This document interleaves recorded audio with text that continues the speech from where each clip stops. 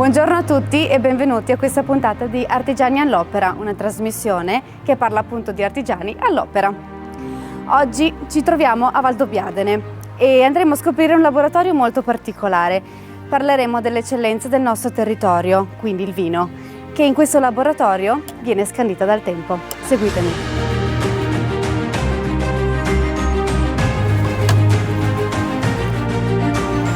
Buongiorno Guido. Buongiorno Ilaria, benvenuta. Vi presento Guido Medana, che è l'inventore di Goto Clock. Ci troviamo appunto a Valdobbiadene. Guido, intanto possiamo darci del tu? Assolutamente. Grazie.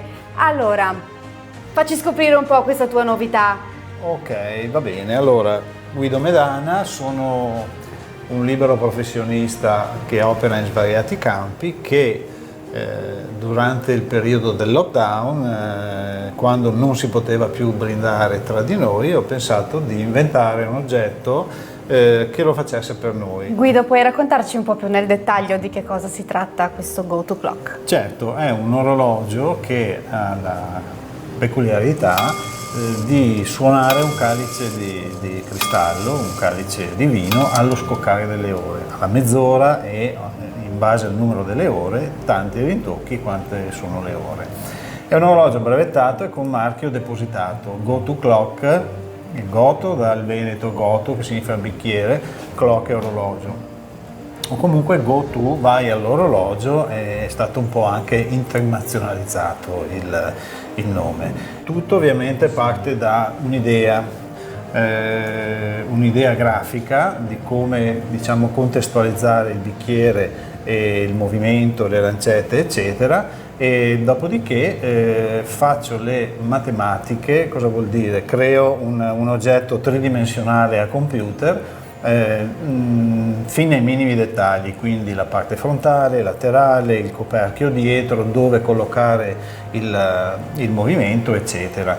Mi faresti vedere operativamente come crei questi orologi? Certo, dopo il disegno, la prima fase, qua c'è un semilavorato, è la costruzione del telaio.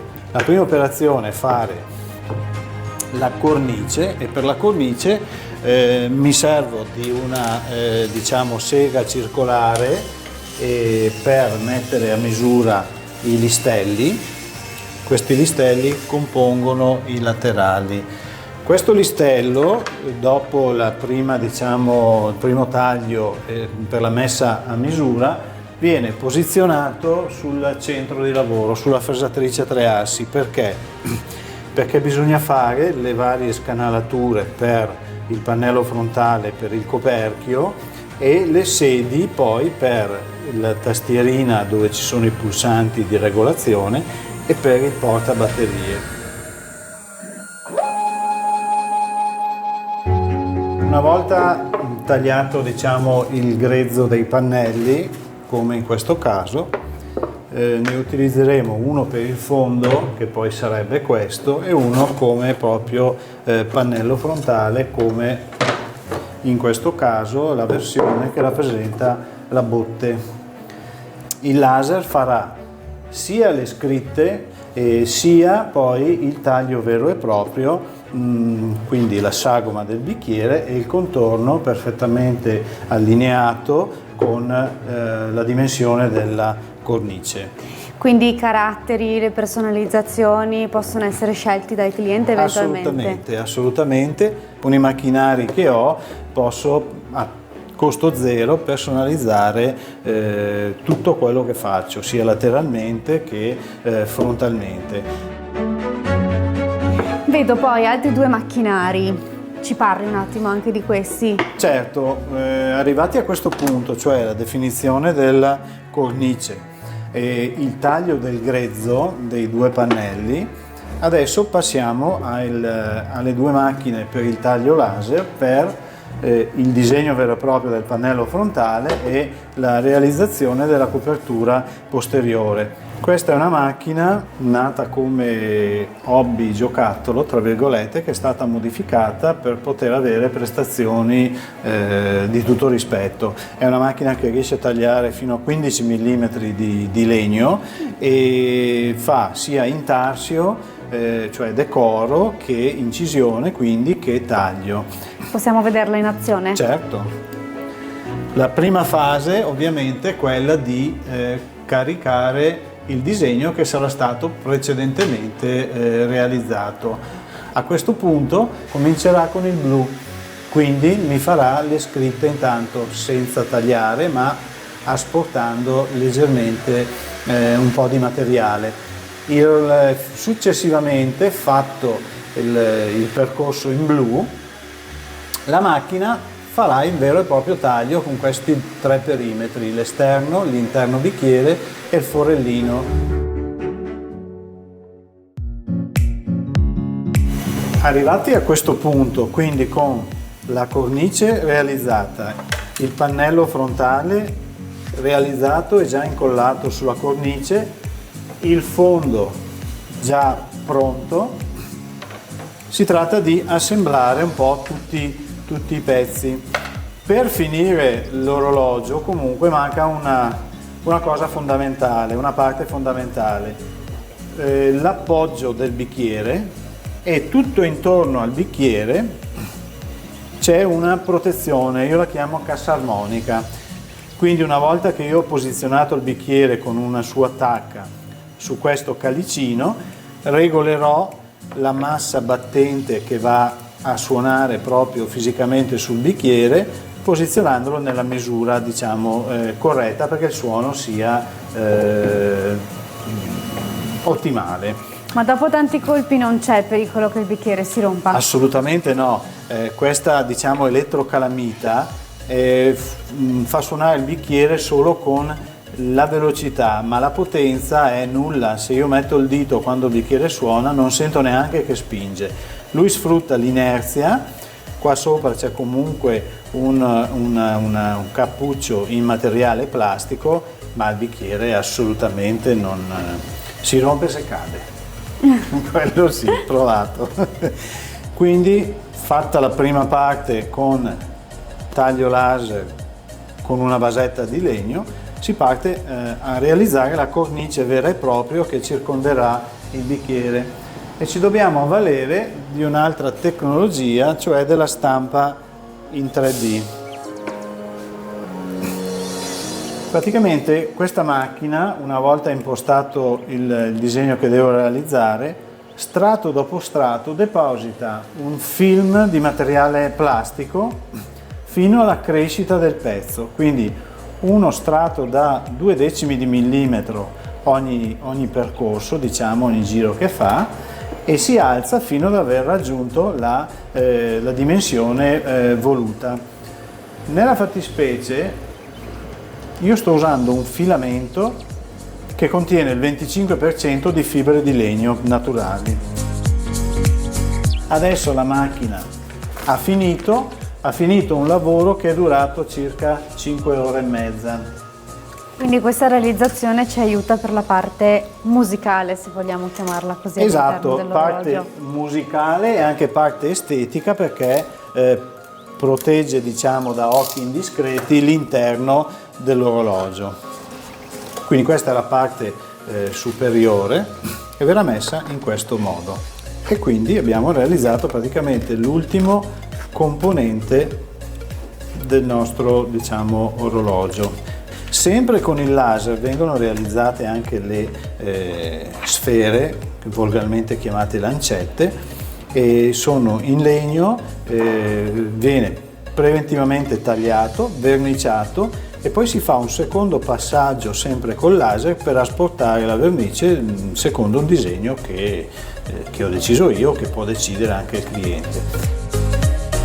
I bicchieri che vengono inseriti all'interno di questo orologio sono dei bicchieri standard oppure? Allora, sì, diciamo, però prima di utilizzare un bicchiere viene fatta una selezione dal sottoscritto, perché per capire se effettivamente il bicchiere suona. Ho scoperto una cosa interessante, che non conta il valore del bicchiere, cioè come è costruito, cristallo, stirato,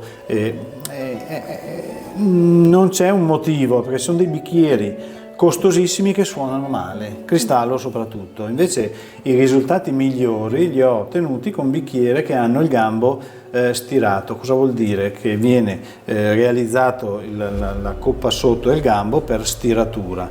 Questi sono bicchieri che ho usati, sono stampati con il gambo stirato. Come potete vedere, la precisione assiale è notevole. Voglio pulirlo, voglio mettergli un po' di vino rosso magari per cambiare il suono, lo posso fare, lo tolgo, lo pulisco, lo asciugo, gli metto il vino e lo rimetto nell'orologio. Qua c'è anche il primo prototipo proprio realizzato con materiali di fortuna, rubando un bicchiere a mia moglie. Questo è il primissimo, è ancora col movimento meccanico. Questi sono tutti i primi modelli, dal prototipo col bicchiere rubato in casa a questo che è un capolavoro in marmo. Questo è un marmo in 12 o 13 pezzi intarsiato, tagliato ad acqua. Questo è un altro di quel periodo, sempre meccanico, e questo è tutto un intarsio fatto con una miriade di pezzi di legno colorato fatto dal sottoscritto. Gli ultimi due orologi grandi sono due, secondo me, capolavori insieme a quello in marmo. Uno è stato pensato e realizzato a mano da Pietro Colmellere, che è un artista delle nostre zone molto quotato. Questo è un altro oggetto straordinario fatto da un artigiano, Dario Sogmeister, da un pensionato.